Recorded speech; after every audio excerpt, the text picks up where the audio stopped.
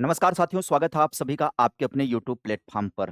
तो स्वास्थ्य सही ना होने के कारण बजट पर वीडियो मैं नहीं दे पाया था। अब देर से ही सही, देर आए दुरुस्त आए। बजट पर 2026 के बजट का फुल एनालिसिस इस वीडियो के अंदर आप सभी को मिलेगा। 30 लाख करोड़ का कर्जा है, फिर देश कैसे चलेगा? बजट में मध्यम वर्गीय को क्या लाभ मिलने वाला है? क्या कुछ है बजट में? डिटेल बातें एक-एक करके हम पॉइंट-पॉइंट में समझते हैं। आइए, बजट को प्रस्तुत किया गया है किसके द्वारा? तो आप सभी को पता है कि केंद्रीय वित्त मंत्री निर्मला सीतारमण ने बजट को प्रस्तुत किया है या उनका लगातार कौन-सा बजट है? 9वां बजट भाषण है। ये आप सभी लोग करंट अफ़ेयर्स के लिए तैयार रखिएगा। सवाल आप सभी का करंट अफ़ेयर्स का यहाँ से जो बजट वाला होगा, फुल्ली कन्फर्म हो जाएगा, तैयार हो जाएगा। तो केंद्रीय मंत्री निर्मला सीतारमण का ये लगातार 9वां बजट भाषण था। बजट का प्रकार अगर पूछे, तो यह प्रधानमंत्री मोदी के तीसरे कार्यकाल का दूसरा पूर्ण बजट है, फुल बजट है ये, है ना? दूसरा पूर्ण बजट है तीसरे कार्यकाल के दौरान। अब आगे समझते हैं, कुल बजट का आकार कितना है? तो 53.47 लाख करोड़ का, वित्तीय वर्ष 26-27 के लिए। वित्त मंत्री ने काजीवरम कांजीवरम सिल्क साड़ी पहनी हुई थी, सांस्कृतिक प्रतीक। इसका उद्देश्य था कि स्थानीय संस्कृति और हथकरघा को बढ़ावा देना। ये जितनी भी बातें हैं, सब जीके के सवाल हैं, सब करंट अफेयर के सवाल हैं कि बजट के प्रस्तुतिकरण के दौरान जो कांजीवरम सिल्क साड़ी पहनी थीं, वो किस उद्देश्य क्या है उसका? उद्देश्य है लोकल कल्चर और हथकरघा उद्योग को बढ़ावा देना। संवैधानिक तथ्य की बात करें तो अनुच्छेद 112 में इसे वार्षिक वित्तीय विवरण, ध्यान से देखिएगा, वार्षिक वित्तीय विवरण कहा गया है। तो संवैधानिक तथ्य जो है बजट को लेकर के 112 के अंतर्गत है, वार्षिक वित्तीय विवरण, एनुअल फाइनेंशियल स्टेटमेंट इसको कहा जाता है बजट को। आगे समझते हैं सरकार की कमाई कहाँ-कहाँ से होती है बजट के अंदर बात करें, इनकम ब्रेकडाउन की बात कर लेते हैं। मतलब भारत सरकार को पैसे कहाँ-कहाँ से आते हैं? सरकार के पास पैसे कहाँ-कहाँ से आएँगे वही तो बजट होता है। तो देखिए, जीएसटी का योगदान 15% है। इसके अलावा इनकम टैक्स और कॉर्पोरेट टैक्स जो है सरकार की कमाई का दूसरा बड़ा ज़रिया होता है। इसके अलावा उधार और अन्य देयताओं की बात करें तो 24% होता है। सरकार की कमाई का सबसे बड़ा हिस्सा कौन-सा है? कर्ज़ है। इस बात का ध्यान रखिएगा। सरकार के कमाई का सबसे बड़ा हिस्सा कौन-सा है? कर्ज़ है। इसके अलावा देखिएगा गैर ऋण पूँजी प्राप्तियाँ ये हैं, केंद्रीय उत्पाद शुल्क से प्राप्त होता है, गैर कर राजस्व से प्राप्त होता है, सीमा शुल्क से प्राप्त होता है, ये सरकार को आने वाले पैसे हैं। मतलब सरकार को जो बजट आते हैं, जो सरकार को पैसे आते हैं, सरकार की जो कमाई होती है, वो टोटल हिस्सा इस तरीके से बँटा है। आगे समझिए, सरकार खर्च कहाँ पर करती है? कमाई तो हो गया, अब खर्चा सरकार का कहाँ होता है? तो ध्यान से देखिए, राज्यों का हिस्सा जो होता है वो 22% होता है, कर और शुल्कों में राज्यों की हिस्सेदारी है 22%। डिफेंस में खर्च होता है 11%। ब्याज भुगतान में 20% होता है, सरकार अपने पुराने कर्ज का ब्याज चुकाने में बड़ा हिस्सा खर्च करती है। और इसके अलावा 11% तो मैंने आपको बता ही दिया कि डिफेंस में खर्च होता है सरकार के द्वारा। घाटे के आंकड़ों की बात अगर हम कर लें, तो राजकोषीय घाटा की बात करें तो 4.3% है, 26-27 के लिए लक्ष्य रखा गया। सार्वजनिक कर्ज की बात करें तो 55.6%, इसे अब तक यहाँ तक लाने का सार्वजनिक लक्ष्य रखा गया है। आगे देखिएगा, रक्षा क्षेत्र डिफेंस सेक्टर में आवंटन जो होता है, इस बार के बजट में सबसे ज़्यादा फोकस रक्षा पर किया गया है। रक्षा बजट में कुल 15% की भारी वृद्धि की गई है। कुल आवंटन जो है 5.94 लाख करोड़ रुपए किया गया है।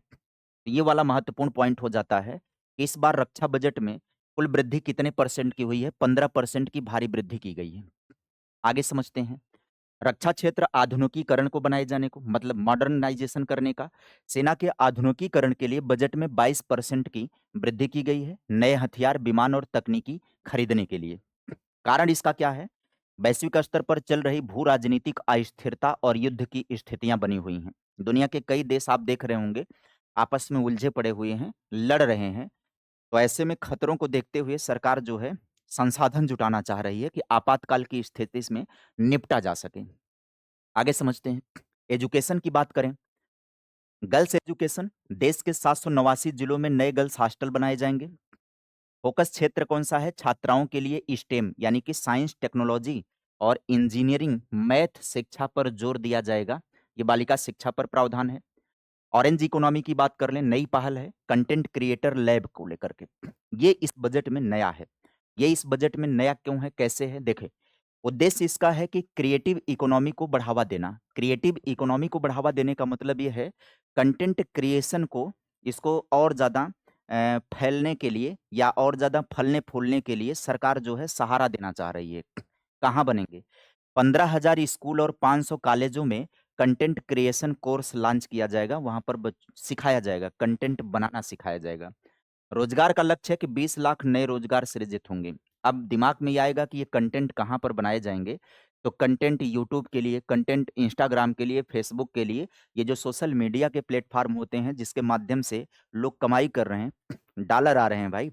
यूट्यूब के माध्यम से वीडियोज़ बना करके, इंस्टाग्राम पर फॉलोअर बना करके, कंपनियों का प्रचार करके, ब्रांड प्रचार करके, ये तमाम तरीका है कंटेंट क्रिएशन के माध्यम से कमाई का अवसर बढ़ाने को लेकर के सरकार बजट के अंदर कुछ प्रावधान वहाँ पर करी है और उसको नाम क्या दिया है? Orange economy. तो ध्यान दीजिएगा ये आपका सवाल हो जाएगा, ऑरेंज इकोनॉमी का संबंध किससे होगा? है ना? तो ये जो ऑरेंज इकोनॉमी है ये नई पहल है, कंटेंट क्रिएटर लैब स्थापना को लेकर के सरकार ने बजट में प्रावधान कर रखा है। आगे समझिएगा, उच्च शिक्षा और विदेश अध्ययन को लेकर के सरकार ने बजट में क्या व्यवस्था की है? तो यहाँ पर देखिए, पूर्वी भारत में एक नया national institute of design NID स्थापित किया जाएगा। बच्चों की पढ़ाई के लिए पैसा भेजने पर जो टीसीएस यानी टैक्स कलेक्टेड एट सोर्स 5% से घटा करके कितना कर दिया गया है? 2%, ताकि विदेश में जो बच्चे पढ़ रहे हैं जिन माता-पिता के, वो पैसे जो भेजते हैं वो उस पर टैक्स जो था पहले 5% था, उसको घटा करके 2% कर दिया गया। यूनिवर्सिटी टाउनशिप, प्रमुख औद्योगिक क्षेत्रों के पास 5 नई यूनिवर्सिटी टाउनशिप विकसित की जाएगी। ये बजट में उच्च शिक्षा को लेकर के लक्ष्य रखा गया है। आगे समझिएगा, रेलवे को लेकर के बजट में क्या किया गया है? आधुनिकीकरण के लिए, रेलवे को आधुनिक बनाने को लेकर के 2.78 लाख करोड़ रुपए आवंटित हैं। देश में 7 नए हाई स्पीड रेल कॉरिडोर बनाए जाएँगे। इसके बाद बजट में प्रावधान है इंफ्रास्ट्रक्चर रेयर अर्थ कॉरिडोर को लेकर के। रेयर अर्थ कॉरिडोर राज्य कौन से हैं? उड़ीसा, आंध्र प्रदेश, तमिलनाडु और केरल। महत्व ये है रेयर अर्थ मिनरल्स के लिए विशेष कॉरिडोर बनाए जाएँगे। जिसका उपयोग होगा इलेक्ट्रिकल व्हीकल और मोबाइल बैटरी निर्माण के लिए ये महत्वपूर्ण होंगे। यानी कि रेयर अर्थ कॉरिडोर कहाँ पर बनाए जाएँगे? तो राज्य होंगे उड़ीसा, आंध्र प्रदेश, तमिलनाडु और केरल। ये आपका क्वेश्चन हो जाएगा, करंट का भी क्वेश्चन हो जाएगा, जीके का भी, कि रेयर अर्थ कॉरिडोर किन राज्यों से संबंधित है? उड़ीसा, आंध्र प्रदेश, तमिलनाडु और केरल। महत्व इसका क्या हो गया? महत्व ये है रेयर अर्थ मिनरल्स के लिए विशेष कॉरिडोर बनाना और उपयोग क्या करना है? इलेक्ट्रिकल या इलेक्ट्रिक व्हीकल और मोबाइल बैटरी निर्माण के लिए महत्वपूर्ण होगा। आगे समझते हैं, सेमीकंडक्टर मिशन, यहाँ पर समझिए कि चिप निर्माण और इलेक्ट्रॉनिक मैन्युफैक्चरिंग के लिए प्रावधान है। फंडिंग कितनी है? 4,000 करोड़ रुपए का निवेश यहाँ पर किया जाएगा। ये जो पहले बाहर से मंगाए जाते थे, सेमीकंडक्टर अभी तक ज़्यादातर मात्रा में आयातित होते हैं। अब सरकार इस पर फंडिंग कर रही है कि इसका निर्माण स्वयं किया जाए, देश के भीतर ही निर्माण हो इसका। स्वास्थ्य क्षेत्र में और कैंसर राहत को लेकर के बजट में क्या कुछ व्यवस्थाएँ हैं? देखिए, आयुर्वेद को बढ़ावा देने के लिए देश में 3 नए आयुर्वेदिक एम्स खोले जाएँगे। हेल्थ वर्कफ़ोर्स की बात करें तो अगले 5 साल में 1 लाख नए स्पेशलिस्ट डॉक्टर और प्रोफ़ेशनल्स जो हैं, वो नियुक्त किए जाएँगे। निवेश यहाँ पर किया गया है कितना? 10,000 करोड़ रुपए का। कैंसर उपचार के लिए जीवन रक्षक कैंसर दवाओं पर से कस्टम ड्यूटी को हटाई गई है। हाँ, कैंसर की दवाओं से कस्टम ड्यूटी खत्म की गई है। अगर हम टैक्सेशन की बात कर लें, तो इनकम टैक्स जो है, मौजूदा टैक्स स्लैब में कोई भी बदलाव नहीं किया गया, जो कि बहुत बड़ा एक डर था लोगों को लेकर के।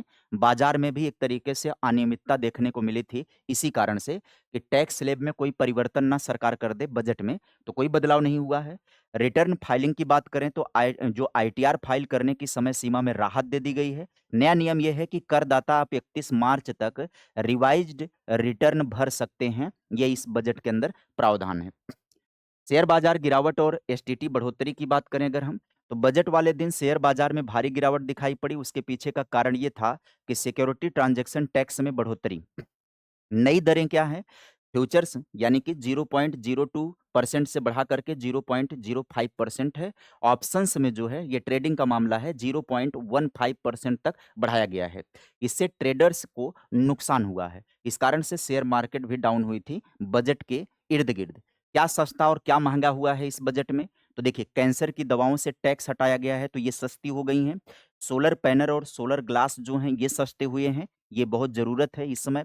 देखिए बिजली उत्पादन के लिए हमें निर्भरता की तरफ जाना है इधर, तो इसको सस्ता करना ही था। और इलेक्ट्रिकल जो व्हीकल होते हैं, वहाँ पर बैटरी का सामान सस्ता हुआ है। मोबाइल फ़ोन के पार्ट पुर्जे जो सस्ते हुए हैं, विदेश में घूमना और पढ़ना, टीसीएस हटने के कारण जो है इसमें घटोत्तरी हुई है। इसके कारण 5% से 2% कर दिया गया है, इसलिए विदेश में घूमना या विदेश में अपने बच्चों को पढ़ाना, ये सस्ता हो गया। ज़ाहिर-सी बात है, यहाँ पर मध्यम वर्गीय की बात तो होगी नहीं। महँगा हुआ मध्यम वर्गीय किस पर टूटता है? गरीब और गरीब होता है, उसके पीछे का कारण ये होता है, मध्यम वर्गीय गरीब हो जाता है, उसके पीछे का कारण क्या होता है? शराब, सिगरेट, है ना? और गलत तरीके से ट्रेडिंग, है ना? सही तरीके से नहीं, गलत तरीके से ट्रेडिंग। अब देखो ये महँगा हो गया है। शराब और सिगरेट पर टैक्स बढ़ गया है, ये महँगे हो जाएँगे। शेयर बाज़ार में ट्रेडिंग जो है वो महँगा हो जाएगा क्योंकि यहाँ पर भी टैक्स जो है परिवर्तित हो गया है, बढ़ गया है। पड़ोसी देशों को मदद की बात करें अगर हम, तो पॉलिसी नेबरहुड फर्स्ट जो है, इसमें भूटान को 2288 करोड़ रुपए मदद की गई है। अफ़गानिस्तान को 150 करोड़ रुपए की मदद हुई है। बांग्लादेश को 60 करोड़ रुपए बजट में कटौती भी हुई है। ईरान जो है, चाबहार जो पोर्ट है, वहाँ पर कोई भी फंड नहीं गया क्योंकि ये समझौता सरकार ने रद्द कर लिया। तकरीबन 8000 रुपए वहाँ पर व्यय करने के बाद चाबहार परियोजना को रद्द कर दिया गया है, उस समझौते को खत्म कर दिया गया है। तो यहाँ पर कोई भी फंड रिलीज़ नहीं हुआ। निष्कर्ष की बात करें अगर हम, तो यह बजट रक्षा, शिक्षा, इंफ्रास्ट्रक्चर और केंद्रित एक भविष्यवादी ब्लूप्रिंट है और सभी आंकड़े परीक्षा के दृष्टि से महत्वपूर्ण हैं। उम्मीद करेंगे कि आपको सेशन अच्छा लगा होगा और सारी बातें बजट की कम टाइम में टू द पॉइंट समझ में आ गई होंगी। वीडियो अच्छी लगी होगी तो अपने हित मित्रों तक शेयर करिएगा। हर प्रतियोगी छात्र तक ये वीडियो पहुँचा दीजिएगा। सरल तरीके से, सहज तरीके से और पूरे बजट को हमने इस सेशन के अंतर्गत आपको समराइज़ करके बताया। वीडियो देर आई, लेकिन वीडियो जो है वो ज़ोरदार है। आप देखिए, आप पढ़िए और आप अपने मित्रों को शेयर करिए। इस सेशन में इतना ही। Bye bye, take care, thank you.